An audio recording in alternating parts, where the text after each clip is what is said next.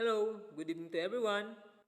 I am Mark Anthony P. Asis, and I will be presenting the third chapter of the book Silent Spring by Rachel Carson. The said chapter have subtitle Elixirs of Death. I have summarized important details and gave my own reflection. So, let's start. First summary. For the first time in history, every human being is exposed to dangerous chemicals from the moment they are conceived. These substances have been found everywhere, in organisms in remote lakes, earthworms burrowing in the soil, and humans all over the world. Their production began during World War II and has grown rapidly ever since. New pesticides are incredibly potent. Rachel Carson warns, with the ability to affect important processes in the body. If we are to live so closely with them, then we had better understand them better. Reflection. This is a new era of man. Even though these synthetic chemicals have only been in existence for 2 decades. By using them so extensively, we have already changed our environment in several but all pervasive ways, so that all of us have been exposed to these chemicals. It is public's responsibility to become educated about the chemicals that have invaded its present and will continue shape its future. Second summary. Arsenic is chief among the older inorganic pesticides. It is naturally occurring in a small amount and highly toxic, a favorite poison since the time of the Borgias, an infamous dynasty from the Italian Renaissance. Arsenic contamination kills many species and has carcinogenic or the cancer-causing effect in humans. Nevertheless, it is sprayed with supreme carelessness, according to Dr. W. C. Hooper, a leading expert on environmental cancers. Reflection. By recalling the use of arsenic by Borgia family, Rachel Carson means to emphasize the chemical's infamous past as a deadly poison, and in doing so question how modern people could possibly use it as a pesticide that is sprayed so carelessly. That's why she also introduced that will become a major topic later.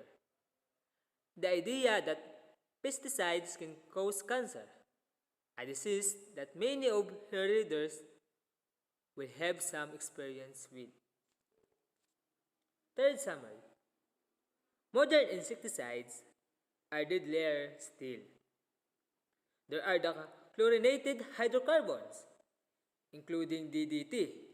DDT stands for dichlorodiphenyl trichloroethane, and the organic phosphorus insecticides, including malathion and parathion. They are organic, built from carbon atoms within methane molecules that have been altered in small but significant ways. Normally, for example, methane is composed of one carbon atom and four hydrogen atoms. But scientists have discovered that substituting chlorine for one of the hydrogen atom create methyl chloride. Reflection. Whereas arsenic occurs naturally in small doses, these new pesticides are a creation of man, and man has outdone himself, manufacturing a range of deadly poisons. On the one hand, Rachel Carson seems to celebrate the ingenuity of modern science, but she also underlines the unpredictable nature of the changes created by small alterations in the molecular makeup of these chemicals. Summary 4. DDT is often thought of as harmless because it was used in powder for combat lice during World War II. However, in liquid form, it is much more toxic and can accumulate in the body over time. Scientists disagree about what level of accumulation and tolerable, but studies have shown that a majority of people carry unsafe level stored in their body fat, cells, and vital organs, where it can build up over time. DDT in fat cells is then released over time with exertion, leading to chronic poisoning. Reflection. DDT would become a focus of Carson's followers, who eventually succeed in getting it banned in 1972. Carson's focus on the issue of accumulation, in which repeated exposures of a safe level build up with the body to produce unsafe levels of exposure, highlights how little we know about the behavior of the chemicals we are using in the real world. Her attitude of caution, skepticism, is lined with the precautionary principles. Next example. The chemical is transmitted through the food chain and even from mother to child. If a crop of alfalfa is dusted with DDT and then chickens are fed with infected alfalfa, their eggs have been shown to contain DDT afterwards. The same mechanism of transfer has been found to function in human mothers who transmitted DDT through the placenta during pregnancy or in their breast milk. Reflection. The idea that DDT and other toxins can be passed across the germline, which is to say, from generation to generation, raises a new set of moral questions. We are not only poisoning ourselves, but also transferring mutation and toxins to the next generation who bear no responsibility for their creation. Next summary. Codeine, heptachlor, dieldrin, and aldrin are other pesticides in the same family or chlorinated hydrocarbons as DDT. And each is widely used in aerial spraying of crops. Each also builds up through food chains and over time. It is many times more toxic than DDT, with evidence of seizures, sterility, and death resulting from exposure. In one instance, a group of pesticide sprayers working against malarial mosquitoes substituted dieldrin for their usual DDT, and exposure to the chemical led to seizures and death among sprayers themselves. Reflection. By listing the types of pesticide, Carson underlined their variety and how widespread they are. This anecdote of this poison sprays is particularly evocative. The workers, in their attempt to use the sprays against the mosquitoes, wound up injuring themselves. This mirrors what Carson believes to be happening on a larger scale. Humans, in their war against the pest, are poisoning themselves, perhaps fatally. Next summary. Endrin is the most toxic pesticide of all for birds. It is 300 times more toxic than DDT. Carson recounts a series of terrifying anecdotes of its use, including the story of a child who went into permanent vegetative state and a small family dog that died within hours after they had preyed on the floor that had been sprayed against insects. Reflection. Carson uses the story of a small dog and infant to make the effects of these toxic pesticides tragically real to the readers by demonstrating their ability to harm the most innocent and helpless members of society. Who is responsible? The horrified parent or the companies who sold the spray? Next summary. Organic phosphate, the second group of pesticides, have their origins in German lab, where they were discovered by a chemist named Gerhard Schrader and then weaponized during World War II as nerve gas. They attack the nervous system, destroying enzymes that are vital to the proper transmission of impulses from nerve to nerve. Without this enzyme, an excess of transmitters build up, causing convulsion and death. Reflection. The fact that the development of many pesticides came as a result of weapons researching during World War II further supports Carson's idea of wars against nature.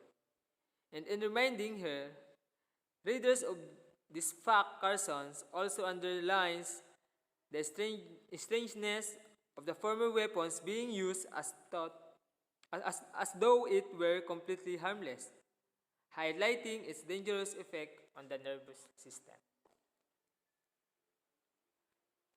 Next summary. An enzyme in the body naturally protects against the effect of organic phosphates, but repeated exposure in small doses can wear this defensive measure away. Instances of parathion poisoning are increasing in the US, and although they are less persistent than other pesticides, organic phosphates effect can be streamed. Reflection. This point reinforces the idea that pesticide cannot be thought of in terms of individual exposures. The natural defenses of the body are part of the ecological balance developed over millennia that Carson has described, and their disruption has unexpected consequences. Summary. Malathion, another organic phosphate widely used in home gardening, demonstrates another important principle about synthetic chemicals. In combination, they can react together in unexpected ways to inhibit natural defenses and become much deadlier. Further, these combinations can happen inside the body from separate exposures that happen over time, since chemicals build up in the body's tissues. Reflection. Another warning that although individual chemicals can be tested in isolation, the ways that they will interact in the environment or even within the body itself are much more difficult to predict. This basic unpredictability is a major reason to follow precautionary principle. Summary 11. Synthetic insecticides are used to make plants poisonous to the pests that eat them. Carson compares them to the mythical dress that media of ancient Greek mythology gave to a revile, which when worn caused a violent death. This built-in insecticide make all of the tissue of a plant or animal toxic to the insect that prey on them. But this toxicity can also be transferred in uncontrollable ways to living beings other than the targeted pest. Reflection.